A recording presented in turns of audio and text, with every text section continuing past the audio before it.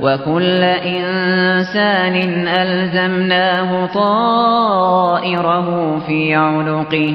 ونخرج له يوم القيامة كتابا يلقاه منشورا اقرأ كتابك كفى بنفسك اليوم عليك حسيبا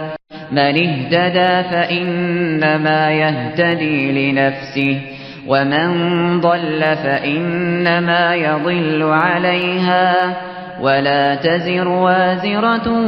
وزر أخرى وما كنا معذبين حتى نبعث رسولا وإذا